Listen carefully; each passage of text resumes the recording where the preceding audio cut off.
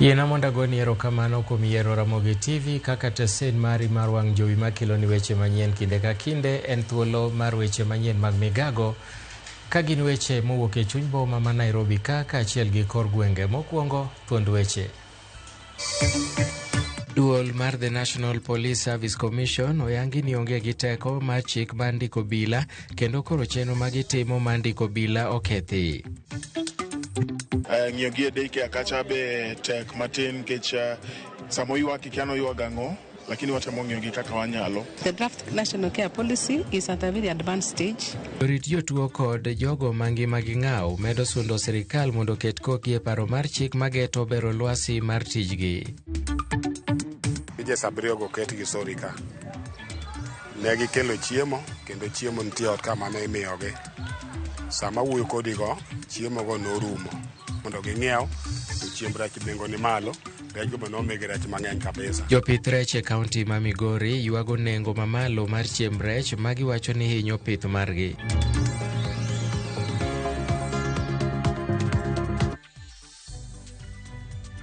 Arwakini machiegni nyinga Milton Ochieng'. Doho mochung' ne weche mag jotich e pacho ka ochungo kepo mar obila e pacho ka gikoni duol mochung' ne weche obila The National Police Service Commission onge kod teko e bwo chik matayo kepo mar obila e thur ka. Jal buche e doho mar jotich Helen Wasilwa ka ng'ado burano oyango ni tij kao, tiego kendo tayo chenro kod riembo obila moramora e tich en ting' mar duol mochung' ne tije obila The National Service Commission ma ok commission mochung' ne chenro mag obila. Ng'eto makamano koro wito oko milome mar kepo mar obila manolandi kod jakom mar National Police Service Commission Peter Lelei kendo ma nyiso ni kepo mar obila koro chungi.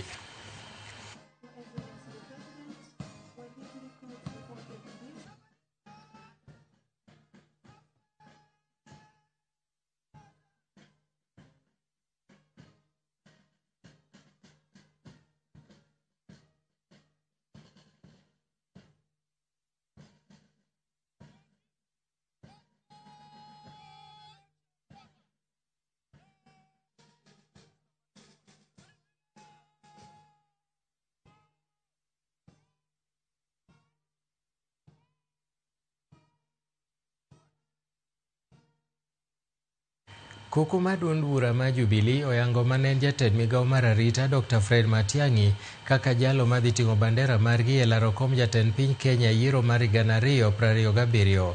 Koyango mano bang' romo mar jotelo madito mar duond burano e boma ma Nairobi, jagoro maduong' mar Jubilee Jeremiah Kioni olando bende ni Matiang'i oyier kaka jalup ogai mar duond bura mar Jubilee.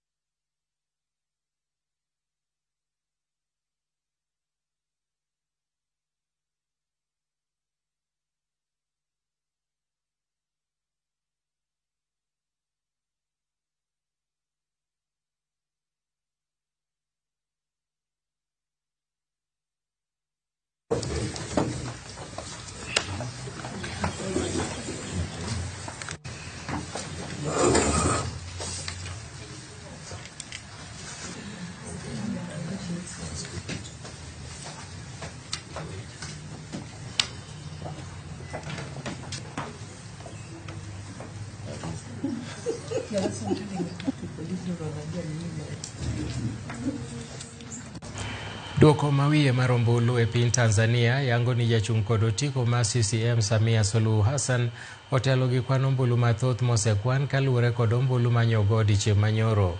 Lendo makamano ogole kinde ma jagoro maduong' e piny Tanzania Moses Mpogole onyiso jotij sirikal mondo taa tijegi ka gin pacho mak mana mago matiji ochuno ni nyaka dhi e apisi. Kata obedo ni bang' goyo ombulu jatend pinyno Samia Suluhu ma bende laro tielo machielo mar telo ne Tanzania kod otiko mar CCM nyokwayo oganda mondo obed gi kwe. Ng'anyo nyomuocha kendo chuno mondo mi olor mbui ka komanda mar obila e boma ma Dar es Salaam Jumanne Muliro nokumo wuoth kochakore saa 12 mar odhiambo. Jopiny Tanzania nyobago ng'anyo ka giseo okang' mar tamo duond buche ma kwedo sirikal chung kalaro komno. Nataka niseme kwamba nami tayari nimeshakamilisha zoezi hili na niwaombe wa Tanzania kwa nyumbani wajitokeze, waende mize haki yao, wakapige kura, chagua viongozi wanaowataka. Jatend bura mar People's Liberation Party Martha Karua oyango ni jo Kenya biro wuok oko kendo kwedo chike manche nopuodhi kod jatend piny William Ruto koting'o chik machiwo arita ne ji matiyo kod mbui mong'ere kaka cyber security. Koloso e romo mokelo kanyakla joked ne ratich oganda mar menyo kit telo mapacho ka, romo mobagi Limuru e kaunti ma Kiambu. Karua oko ni jong'anyo e piny Tanzania ochako wuoth mar reso pinygi kowuok e lwet jatend agoko matayo pinyno e yor athalala. And it's not just about the judiciary. Look at parliament. Whom have we elected? We have lost the institution that is the watchdog that is supposed to give us accountability. Even when the regime is bad, even just 10 voices can change the character of parliament.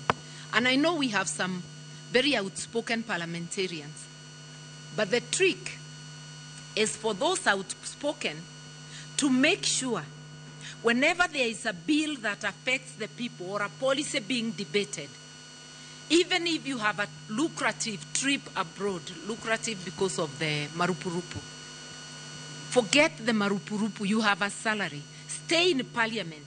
Let us hear that single voice opposing. Let it go on record. We will be checking to see was there opposition to the Cyber Crimes Bill? Was there opposition to the Privatization Act? Was there opposition to all those oppressive laws? Failing to be in parliament when you are needed, if you are not sick, it's actually a crime against the people who elected you. It's a betrayal. We will begin to call for accountability by those seated in offices. To what I wanted to... Apisa ang'wen madito ma sirikal kaunti ma Nyamira omaki kokalo apedha maduol mochune kedo gi mibadhi e pacho ka EACC. EACC nyotimo apedha e dala kod apise mag gavana ma Nyamira Amos Nyaribo kitude kod mibadhi mar omenda maromo milion 382 kokalo e chiwo rak makelo chich. E apedha manyochakore e okinyi, apisa ma kaunti no itudo kod nyawo mibadhi kendo chulo wuon rak omenda mokalo manoketi e winjruok mar gedo mar log tich mar kaunti ma Nyamira. Elvis Ochieng nigi ler mathoth. Apisas mag EACC nochopo e apise mag kaunti ma Nyamira okinyi mang'ich kod dwaro mar rango otese mani kod lere wi chudo mar milion 382 magikeni kelo chich. EACC koni kambi mar Spentech Engineering Limited mane omiye rak mar gero apise mag kaunti ma Nyamira ne ochulo omenda mokalo mane oketi e tenda. Because we have been able to recover a lot of valuable and critical documents and investigations which are going to assist us to ensure that we fill all the gaps that we have that are existing in the current investigations. E chenro mandi achijego, nomaki ang'wen kuomgi magin Lamek Machuki Nyariki, mabende en director mar gedo, Paris Mose, mabende en director mar apaya, Asanat Maobe, apisa mochung' ne chenro duto matudore kod omenda kod Josephat Oruru, mabende en apisa mochung' ne wuodhe kod apaya. We have effected more than five court warrants, search warrants, against the governor of Nyamira, Honorable Amos Nyaribo, and 4 other senior officers from the same county. This is in furtherance to the ongoing various investigations concerning that particular county of Nyamira. Apisas mag EACC nocholo chenro mar timo nonro nyaka e ute gavana Amos Nyaribo kod achije ang'wen-go. Nyaribo inono kuom puodho chudo mare mar milion 18 ka milion 5 bedo mar chuny mang'won kendo milion 13 en kaka malang mar ot kata house allowance. Once we are through with the investigation, we will write a report to the Director of Public Prosecutions for purposes of seeking consent or concurrence with whatever recommendation that we will have put in that particular file. And therefore, for now, I can only say that we will continue and expedite the investigations that are ongoing. I know there are several. Some are at the tail end, others are at advanced stages. EACC ne otayo chenrono e counties mopogore opogore kaka Kisii, Nairobi kod Nyamira ka giwacho ni okang' makamano en mar neno ni giyudo neno moromo kapok gikawo ndamo mar mako bura ne achijago. Chieng' Elvis, Ramogi TV. Jorit jotuo kod jogo mangima gi ng'aw medo sundo sirikal mondo ket kogi e paro mar chik mageto ber aluora mar tijgi kod miyo gi thuolo mar chudo mowinjore kod tich magitiyo.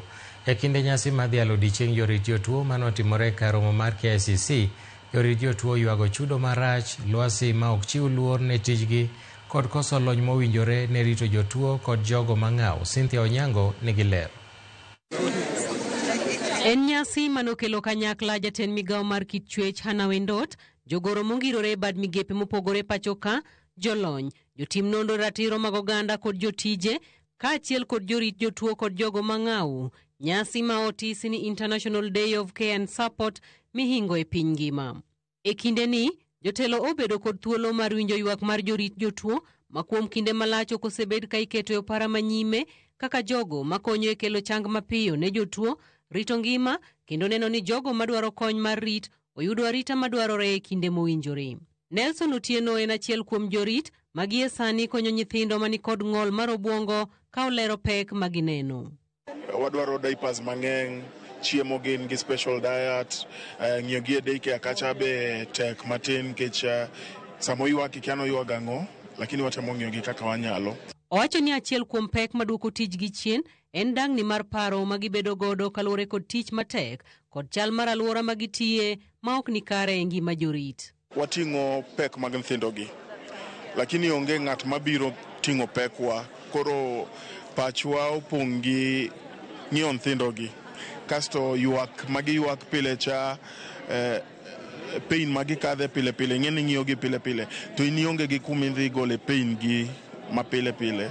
Koro ka wanyayo yudo way monya sustain mental health mag caregivers nyabedo gi maber ahinya. Jotijegi bende oywago olo mang'eny, chudo manyap, koso yango ler mar tijgi e pend chike mapachoka, buono lokruok ma tijgi kelo e ochumi mapachoka, kaachiel kod koso yore makare mag kedo ne ratichgi e kinde magin kod ng'ur. Women repeatedly tell us, I have no time to rest. They describe the kitchen only, as a revolving belt where dishes never end. This is followed by laundry, which consumes 3 to 5 hours. They are very clear of what they want. They are saying they want county governments to establish affordable, safe, and reliable daycare centers where children can learn and thrive while their mothers work, both urban and rural centers. Gikwayo ni kuom ranyisi, ket chike matayo kaka irito nyithindo bed achiel to ok bedo mokere kendo pogore e kaunti ka kaunti. Kaginya align national policies mag nyithindo mondo bed achiel, ngech every county nigi policies gi. Koro mano miyo wathuthni matin e tijwa. Kasto kaginya konyowa gi resources matin, especially kaginya reduce tax diapers mag nyithindo gi joma dongo man gi ulemavu nya konyowa ahinya. Korka kore, jatend migawo mar kit oganda kod chwech pachoka Hannah Cheptumo Wendot oyango ni pend chik kaka National Care Policy nitiere tielo mogik kendo igeno ni kokete tim to jogo duto machiwo sir ne jogo matuo kod jogo mang'aw biro bedo kod tich mayot e yudo tiegruok, chudo makare kod tiyo aluora manyiso luor ne ngima oganda. The draft National Care Policy is at a very advanced stage. It has been co-signed by various ministers. We are actually at the very last stage. We are just waiting maybe one signature, and we shall be able to roll out so that we can have all these players who are here today and others be able to speak to it and see how we can have a structured way of ensuring that those who give care are done in a dignified way, and also we can be able to see how they can be remunerated in the best way. Jokanyo bende okwayo sirikal mondo ket omenda thenge mabiro konyo jorit jotuo bedo kod yot e tayo chenro maggi kaachiel kod neno ni kinde duto ywak maggi owinji. And so we have heard of government commitment in terms of recognizing that, in terms of also trying to create an enabling environment for the caregivers to be able to do their work from time to time.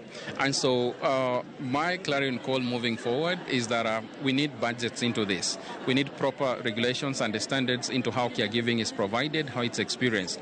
But most importantly, we need, of course, to get the caregivers' voices onboarded so that as we move together, we have very responsible policy frameworks that includes funding and, of course, the management of care, both at the national level and the county levels. Cynthia Onyango, Ramogi TV, KICC, Nairobi.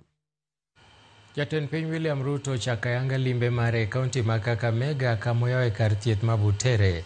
Jatend piny osingo mar bero thieth e kaunti ma Kakamega kokale chiwo masinde mag pimo tuoche ka bende ojiwo jotelo mondo ti kanyakla e neno ni jopiny oyudo dongruok.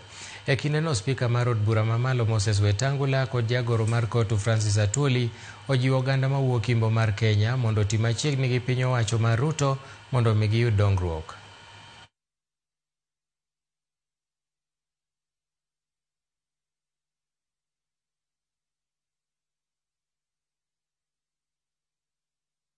Jambo la mwisho, naona tuna vijana wengi sana hapa.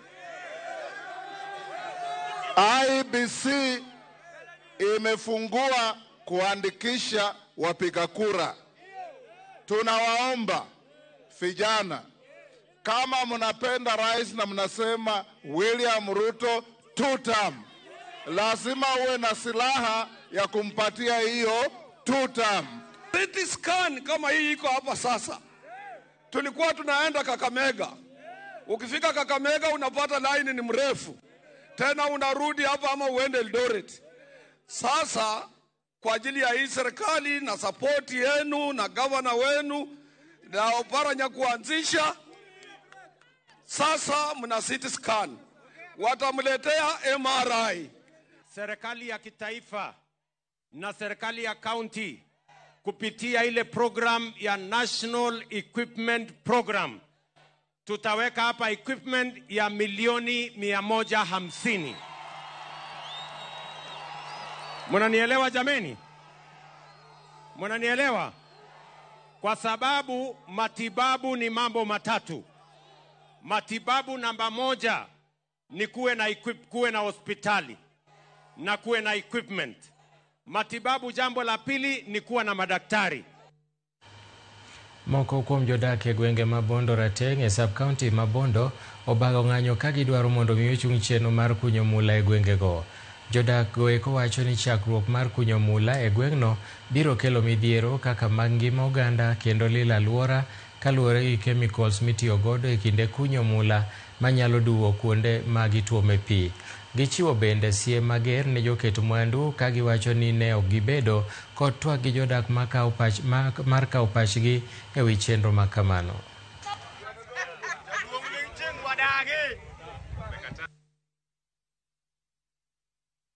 Seche mane idaro gini nakia. Okobedo ni koro gini ne bedo linking. One area waka gima wanyalo pidho en jamni. To ma yawo macha yawo aora. To wadagi ni gini ok nyal bedo e area waka. Biro nego nwa jamni, biro nego nwa nyithindo. Ndara ni beni loso gi pesa. Linking biro tieko nwa ndara. According to area mar Kopolo kidhi Nyang'oma Kiridri, there was a time madhok notho almost a bit to karne gibedo tested to noyud ni en mana effects of leaching. Area mar Abimbo is the same. No como is kamu be disposed. En no mungi nyalo pidho ngi nyalo pidhe nikech chemical mukete no. Okay the. Koro nangi no rombi ni luongo wa ting'iso wa ni obiro timo kama. To kineno Borcha onge chemical engineer ma approve gima dhi mbele ka. Development mangi note mlega to onge drainage ango. Drainage system obedo laid ni mate kama gidwa waste dwa luwo kaka dhi ka. Pino bro ride to dhi aora to pino ka ji odhi omodho kata jamni. Wabro lose lives. To mwachungeni. En gimo chamo pesa. To loche makelo linching kialo mchungo. Digo tiende gidongo to kadho ndara gi dakika 3. Wadhi galemo kibuye. Kuonde mane giluwo. Ndara iringo miwe kuche to kadho maber. Awacho gima ng'eyo. Bang' puonj kod jol kowuok kuom piny owacho, jolupo e kaunti ma Migori oserwako pith mar rech ka kata kamano giywago midhiero kamoting'o nengo mamalo mar chiemb rech kod nyithind rech. Jafwambo marwa ma kaunti ma Migori George Juma leronwa wachno. Yedhe maromo 206 e kaunti ma Migori dhi e nam Lolwe odiochieng' ka odiochieng' e timo chenrogo mag lupo. Kwan mamalo mag oganda matiyo kod yedhegi ma oketo geno margi e mako rech e nam Lolwe osetudi kod dok piny mar kwan rech e nam Lolwe. Moko kuom jolupo kawo kinde mathoth e nam Lolwe ka gilupo, kata kamano gisebedo ka giwuok kod rech matin, ka moko bende wuok kod lwetgi nono. Neno ni jolupo ok oketo mana geno margi kuom lupo e nam Lolwe. Nam ma bende lipot wacho ni kwan rech osebedo ka dok piny osebedo achiel kuom ajenda maduong' mar piny owacho mar kaunti ma Migori. Jolupo mathoth oserwako pith mar rech ka gitiyo kod ounga mag rech bang' yudo jol ka owuok kuom piny owacho mar kaunti ma Migori, jol moting'o miyo gi ounga mag rech maromo 29, tiegruok kod mamoko. Nitie grup mochako biro korere kod kaunti. Girube gi nokelo cages. Masori owuon nomi girube 2 cages. Kendo keji go timo maber kabisa. I've been able to provide fish cages to our farmers so that we modernize the way fishing happens within the lakeshore. Jok moko mochiegni keyo mane kaunti omiyo cages mokuongo. Seche ma jogi odhi keyo, gidhi yudo pesa, gidhi yudo kaka gidhi puonjo nyithindgi, mano gima ber mokalo. Jakom ma jolupo e dhowadh Masori Hesbon Ouko wacho lupo ma osedonje pith mar rech ka gitiyo kod unga mag rech sani keyo maber. Nigi cages mwaneno ka keyo girube ma keyo ka giyudo nyaka 500,000 e keyo achiel. Moko yudo nyaka milion e keyo achiel. Rech go beyo gadieri. Kech go osebedo madongo kabisa. Kech koro gidong' mag dweche 3 kende tikayogi. Jolupo kata kamano pod ywago nengo mamalo mag chiemb rech magiwacho ni osethiro pith mar rech. Ije sabrio go ket gi sori ka. Ne gikelo chiemo kendo chiemo nitie ot kama ne imiyogi. Sama wuoyo kodigo chiemo go norumo. Koro gisingo ni gibiro medo gi chiemo go mondo gidhi nyime. Mondo ging'iew to chiemb rech nengo ni malo, rech go nomigi rech mang'eny kabisa. Ma koro samoro ka kodhi kamano kok chiemo go biro mapiyo to nyalo chandogi. Nikech kwan manok mag jolupo emoseyudo unga mag rech kod kony mamoko ka kuom piny owacho. Moko kuom jolupo e dhowath Maseno pok oyudo jol dwaro mondo koro piny owacho ma kaunti ma Migori omigi ounga mag rech. Bedo ni tineno kelnwa cages mano osekonyo ahinya asa jok mano obahatika mar yude. An achiel kuom jok mano kobahatika mar yude to wan gi kwayo nikech machane lot mokwongo ka gavana nyalo kelonwa moko kendo wan bende wayude gi jok mamoko manoko yudo wanyalo goero kamano. Jatend migawo mar pur, pith jamni kaachiel kod rech kaunti ma Migori Lucas Mosenda wan gi medo keto kenge mathoth mar jiwo pith mar rech e kaunti ma Migori. We have also opened up along the lake the development of a number of cold storage facilities and landing facilities all the way from Sori, getting to Got Kachola, all the way to Muhuru Bay, because we need to provide the infrastructure for landing the fish and processing fish, the basic processing of fish. George Juma, Ramogi TV, Migori.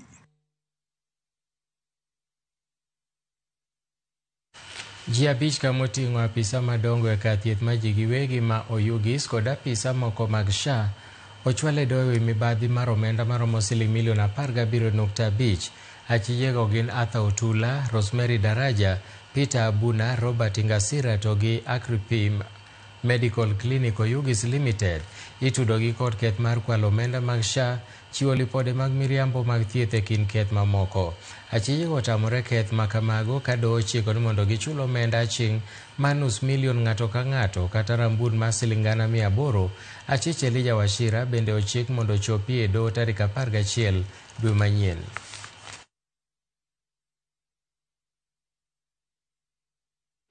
So the fourth accused person to appear before the court for purposes of plea taking on 11th of November this year when the prosecution will also confirm supply of documents and witness statements to the defense, each of the first, second, third, fourth, and fifth accused persons who are natural persons is granted bond of Kenya shillings 800,000 with one surety, each in similar sum, with alternative cash bail of Kenya shillings 500,000 with one contact person each.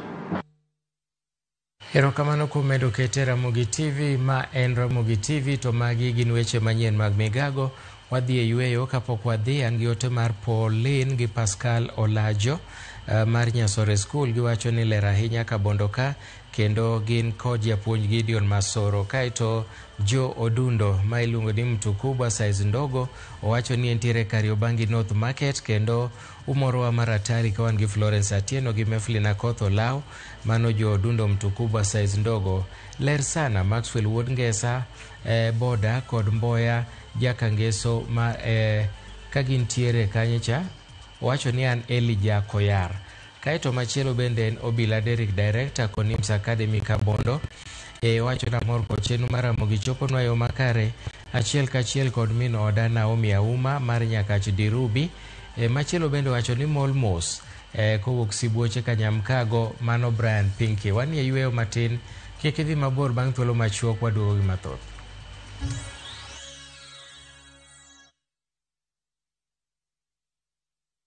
Ne to kori winjo kika winj kucha koluonga ni Mbabas nikech koro uneno kan gi pesa moro matin. View sasa ndio nyumbani kwa the best local dramas. Nataka ripoti ya Hansi pamoja na mkewe. Comedy za kuvunja mbavu.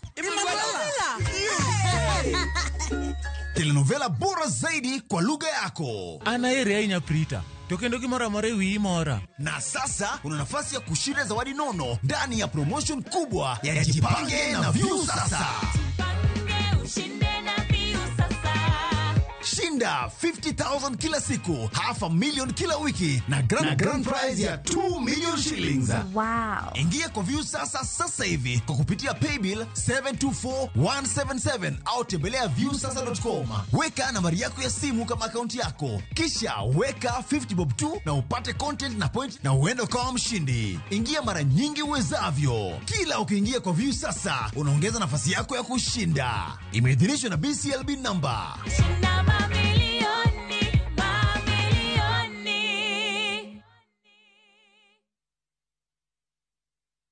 The euphoria around town is crazy. Koro kwa kila mtu. Guys, Koro wanna sort all types of people. Mama mboga, Koro. Nduzi guy, Koro. Office lady, Koro. I just received my cash from Koro. Just quick and easy. Umetanuka. Download Koro and say hello to Easy Lending.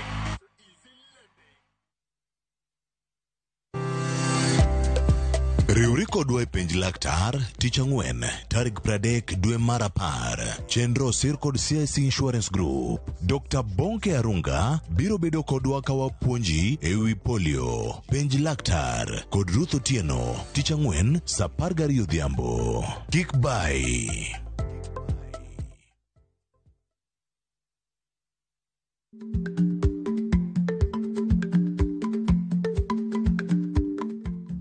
Icha gweno to ichao gwang'. Matiende ni, kapok ing'ado bura ewi wach moro amora, kuong inon ng'ama rach.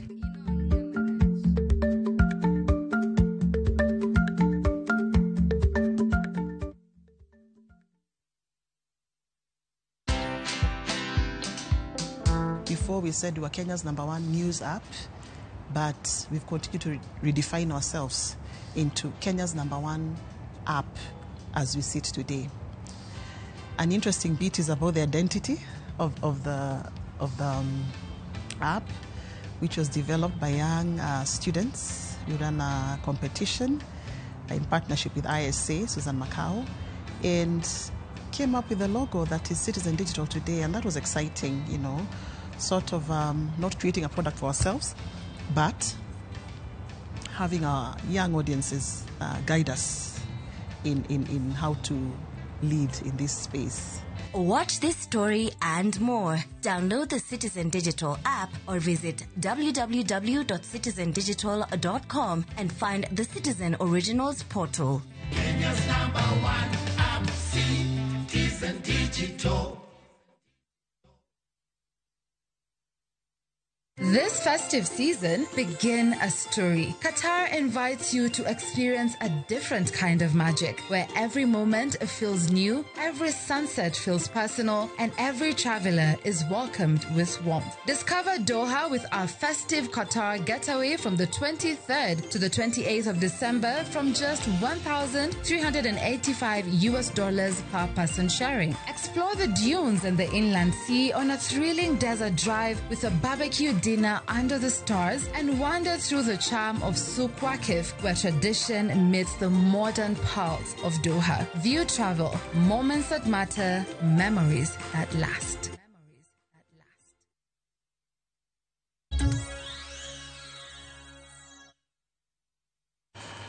Machiegni kendo aput pochung' ne ng'iyo dwach ogendini mosedong' chien the Marginalized Affairs Unit obago romo kawuono mar sungruok paro kod riwruoge magin e yuto mag oganda e bwo chenro mar kawo pach jopiny ewi kaka inyalo ting'o malo ogendini mang'aw e pacho ka. Kaluwore kod apudno, okenge imedo keti kokalo e bwo chike mabiro neno ni e kind higa 2025 nyaka 2023 ogendini mosedong' chien e weche mag dongruok omi sir mowinjore koting'o jiwo weche mag somo kod pok mag mwandu mag sirikal. Koloso e kinde romono, jalup direkta mar apudno okoni paro mar chik ma oketi biro medo ting'o malo yuto mag ogendini mosedong' chien e weche mag dongruok.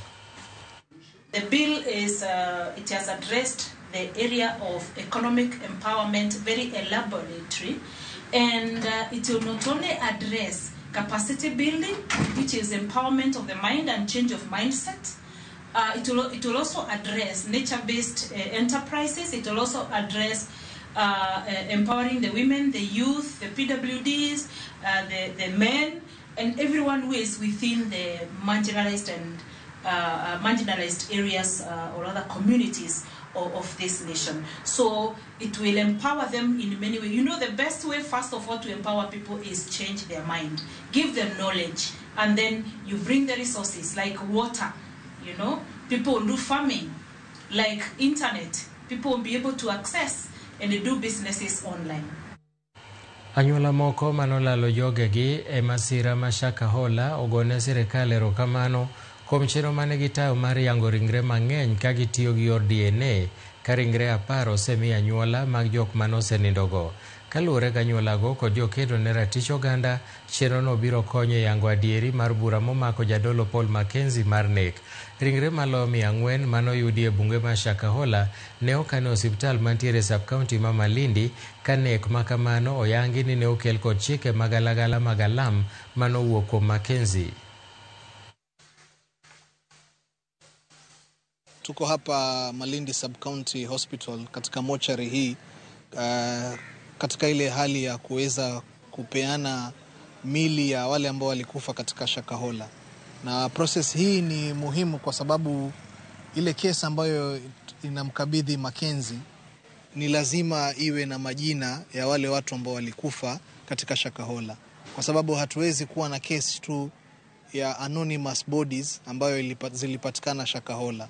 Kwa hivyo process hii ya DNA ilipofanywa toka jana wameanza kutoa mili ya wale ambao DNA ziliweza kumatch.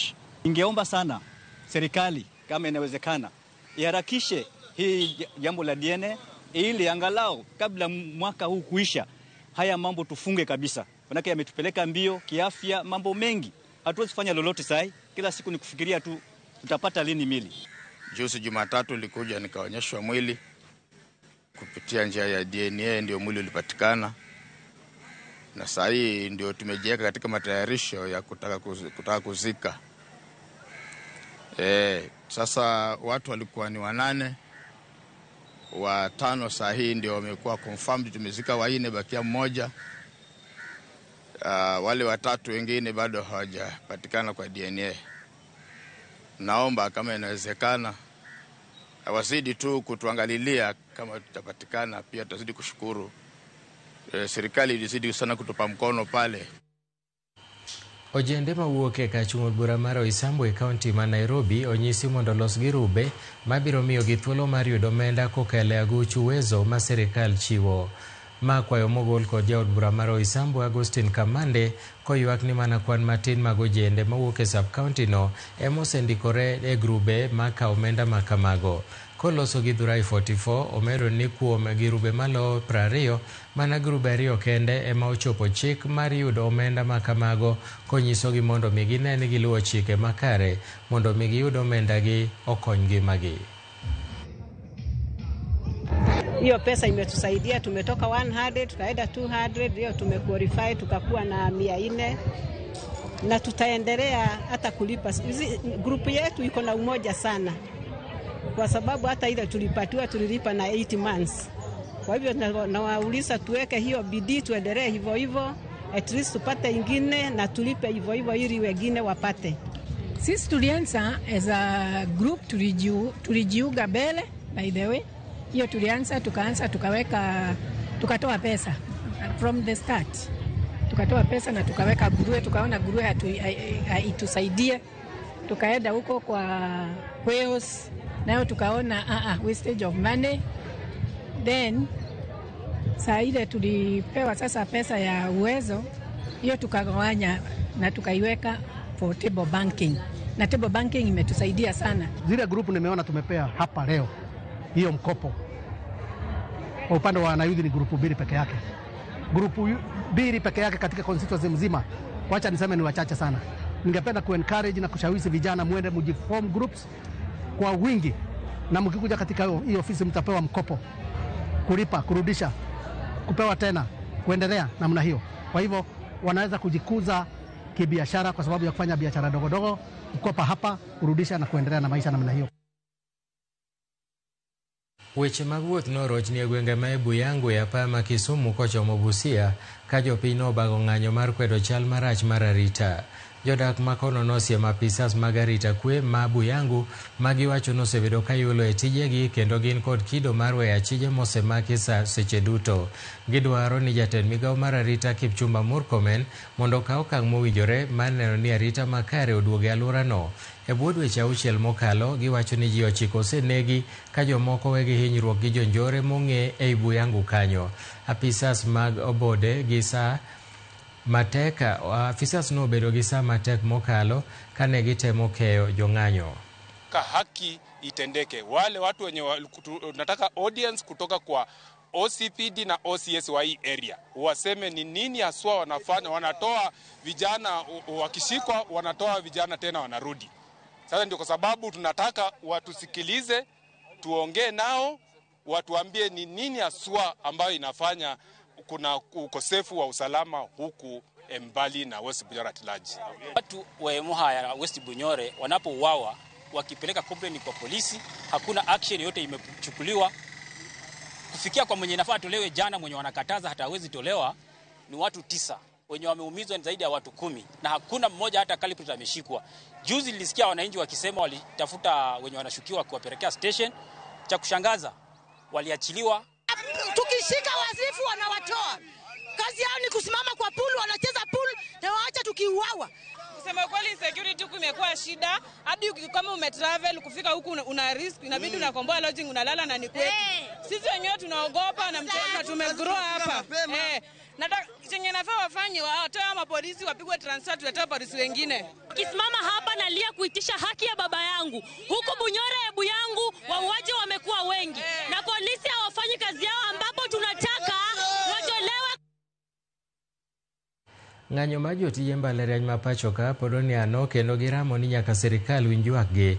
E mbalariany ma Maseno mano e chung' mar jotije kod jopuonj makanyo maduto ywak ni sirikal odagi kete tim winjruok mane gibedo godo mar bero ngimagi. Millicent Adhiambo miyo waler kowuok e kaunti ma Kisumu. E kar tiegruok ma Maseno, ute puonjruok odong' gunda ranyisi makare ni onge somo madhi nyime e alworano. Ng'anyo makama manochakore ndalo 44 mokalo oserocho chenro duto mag somo gimachuno jopuonjre tara gi tara masomo e mbalariany mago mag piny owacho mondo odog pacho. Kawuono tarik 29 dwe mar apar, jopuonj mbalariany ma Maseno kanyakla kod mbalariany mamoko 12 pod onge chenro mag somo ka giramo ni ok gibidok e tich nyaka chieng' moro piny owacho chop kare winjruoge duto mane giketo e kokgi. The strike will continue until we strike the deal. We had 3 things in the CBA, 273 billion. We had arrears from 2017-2029 CBA, and we have the 2025-2029 CBA to be negotiated, signed, registered, and implemented. Jagoro mar riwruog UWASU ma Maseno, Dr. Stephen Onyango, korka kore to seyo piny owacho kuom sewuondo jopiny ewi kwand gowi mekgi magin godo ni $624 kowacho ni omenda hie magibadho piny owacho en $7.9. Kane wachako ng'anyo tarik 17 dwe mokalo, ne gituo ni pesa magin go marwa en $624. Ka gisetimo nonro margi giwegi giyudo ni en $7.9. Koro penjo ni to PS Nyangala gi Ogambani gikia pogruok mar million gi billion. To wasenyisogi ni en $7.9. Wadwa ni pesa no chul kasto CBA manyien ochak mano nengo chak tiyo mar 7 higani. Wadwa ni mano bende wawinjre mwakete kokwa ma chak chule nikech mano bende gowi kunore chakrude mar 7 mar higani. Ka nyathini ni Maseno ka penje gima timo ka nikech pok opuonjegi kendo kwa bi puonjogi. Kajakom Kusuma Maseno, Pius Opio, to sundo mbalariany ma Maseno mondo wit oko obok kata shokos letters mani ogol makumo moko kuomgi mapod dhi nyime gi ng'anyo komiyo gi thuolo mar seche 12 nono to gibiro chiero midhiero magikalo e giwegi kaka jopuonj ma Maseno. And then national strike ma all university junior strike.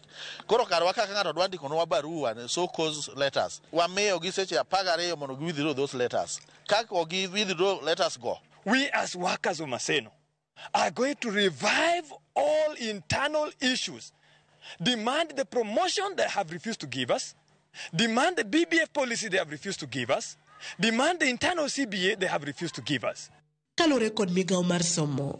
Onge chenro mag somo madhi nyime e mbalariany 12 pachoka moting'o Moi, Pwani, Egerton, Just, JKUAT e kind mamoko e mbalariany ma Kibabi, Eldoret, Masai Mara, Kenyatta, Tuk, Tum e kind mamoko somo dhi mbele kidam kata kamano e mbalariany 17 to somo dhi nyime kaka pile gini kaka Bomet, Tom Mboya, Chuka, Must, Garissa, Kaimosi Friends, Alupe, Mamangina, ekin mamoko. Jotend kusu kwayo jonyuol mondo orang malongo arita mag nyithindegi e kindegi mapod gin pacho kosiemo ni mapod nie skul keto ngimagi kama tek. Nyithindo kaeri gima gitimo onge janyuol ma nyathine nitie Maseno ka okawo nyathi mondo ter dala onge gima nyathi timo kae nyithindo gina kaeri gibiro mako iye. E sama ng'ikruok makama mar somo pod dhi nyime kwayo mag jotijegi en chudo margi ka jopuonjre to ywago lal magisekaloe nyaka ne yepi to pok yudo puonj moramora. Millicent Adhiambo, Ramogi TV, Maseno, Kisumu County. E sechegi ma piny mangima hingo dichieng' mar jiwo okenge mag geng'o midhiero mar tho abath kata stroke mathoro lal ngima oganda, jopiny ojiw mondo ong'e okenge mowinjore gi kaw aruya ne ng'ato ma stroke ogoyo kaka yore mag geng'o landruok mar tuoni mana kaka Simpros Okinda leronwa. Nyasi mar odiechieng' jiwo okenge mag kedo gi tuo mar tho abath ma ong'ere kaka stroke nochakore kod wuoth machiel kachiel kowuok e od thieth maduong' mar Kenyatta National Hospital. Wuoth ma kamano noywayo joma osetony ne tuo stroke, jotuo mapod yudo thieth, lakteche, jolony kod jopuonjre mag thieth e kind joma moko. E higa mar 2012, Edward Kodzolo ne japuonj mane ngima kasiling kendo nodhi nyime kod tije kaka pile. Mimi ni maskini hapana, siwezi kuguzwa na ugonjwa huo. Then also nikaangalia nikaona mimi ni gali young. Sasa kupata na ugonjwa kama huu sikuwa na fikiria, lakini nilijikuta nimeanguka chini. Kuanguka chini, kuamuka niliamushwa kwanza. Ilikuwa Jumapili natoka kanisani. Nikaamushwa. Siwezi kuongea. Lakini nikaenda pole pole. Vile nilifika kwa nyumba nikakuwa nimegain energy. Nikaanza tena kuongea vizuri. Katobelino nyalo chopo thieth samachon, lakteche ne okonyalo fwenyo gimane chame. Of course hawako nipa dawa yote and anything. Kufika saa 2 usiku ndio ugonjwa huu nishika. Na nikaonekana sasa mdomo umependuka, umeangalia side moja, siwezi kuongea. Siwezi kufanya chochote, yani siwezi kusimama. Thor marwa chigani enreso ngima ng'ato mapiyo piyo egino motesene fast. Kajalony lero ni tuo ni kores chon to kata ng'ol ma ng'ato dongodo bedo matin. When I got my stroke, I had to be rushed over to Kenyatta, and very, very fast my colleagues acted on me. Although it took away my speech for quite some time, I was unable to talk, but every minute counts. For F, look at the face of a person. If you find a person has got droop of the face on one side, that could indicate sense of a stroke. A is for arms. If a person is talking there, I'm talking here right now, and you find my arm is drooping down, or if you suspect somebody is having a stroke and tell them to lift up their arms and they are not able to lift them up, then that could be a sign of a stroke. The other sign is S, for speech. So for speech, lots of patients with stroke, it affects their speech centers. And in such a situation, you find a person's speech gets slurred. They have difficulty finding the right words to speak. And they also have trouble with understanding. Then T is for time. Time is of the essence in stroke. Now, if a person is able to get to hospital within the first 4 hours, there are interventions available that can help in reversing the stroke. And those interventions, we have been working very hard towards getting them available even in our hospital. But the problem is actually in terms of awareness and sensitization. Tokyo the stroke higamara alfapar, Nyambeka nona no mondo chakri ruok mar jomotony e konyo jomayudo kod tuoni. Kata bende ni sirikal temo tich pod nitiere ene ni jotuo oyudo kony. When I used to go for my rehabilitation in Kenyatta National Hospital, I found out that there are new entrants every week. So I decided we start this thing so that now it helps people because even the cost of drug was high, the other things, everything was actually very high. 1,000 stroke patients achieving a remarkable 78 to 80% success rate.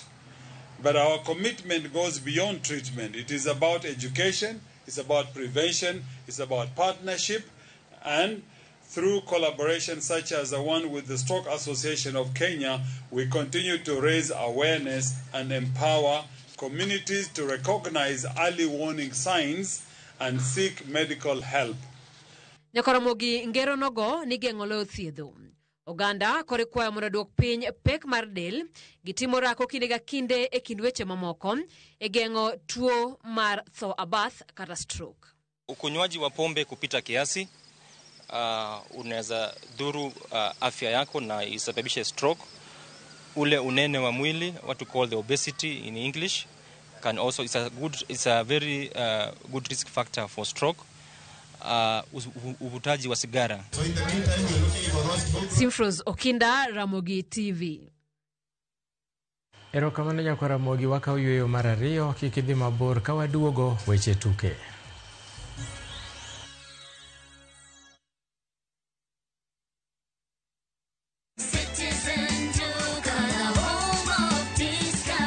No queues, no heavy bags, no stress. Just shop on citizenduka.com and get everything delivered at your door. We deliver across Nairobi, Kiambu, Thika Road, and beyond. Shop now on www.citizenduka.com or on the View Sasa app. Citizen Duka, the home of discount.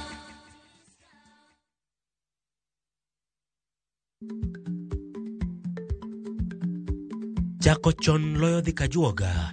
Ma tiende ni bedo gi ikruok momondo, geng'o masiche kod midhiero mang'eny mabiro e ngima dhano.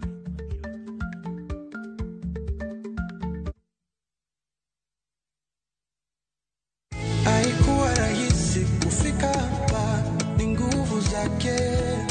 Isingekuwa rahisi kufika hapa, ni mkono wake. Haikuwa rahisi kufika hapa, ni nguvu zake. Isingekuwa rahisi kufika hapa, ni mkono wake. Bila Mungu mimi siwezi. Hello viewers all over the world, this is Obi Alpha, a gospel artist from East Africa, Tanzania. Kupata wimbo huu kama sikiza tuni yako, dial *811 *343#. Kumbuka, sikiza na Citizen ni nyumbani kwa wasanii wote. You're blessed and have a blessed time.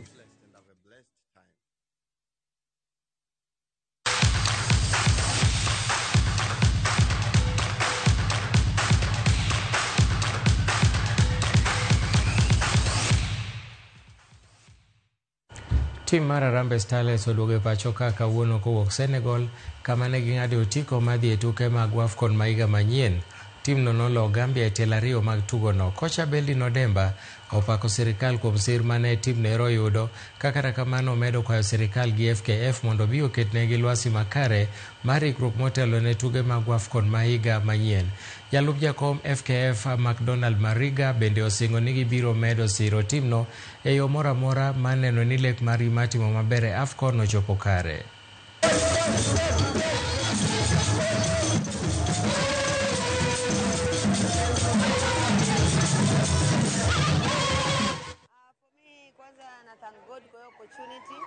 Na shukuru Federation na technical bench yetu wametuweka poa, that's why tume perform fit, so place tumeachia, tutaendelea kuanzia hapo, so it's not over, bado ndio hiyo AFCON, ndio hiyo, kuna matimu kubwa, majina kubwa, but sisi kama Starlet kila kitu tunachukua, kila kitu na wakati wake, so sasa hii tutajiprepare kwa stories zingine. I'll urge the federation as well as the government to really help us in preparation. We saw a big difference between the Gambia that played against Niger and the Gambia that played against Kenya. It's because of good preparation.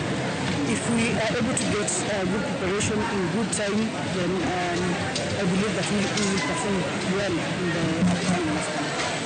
First of all, I thank the federation through President Hussein Mohamed for the support and the work you are putting in as a federation to support the teams.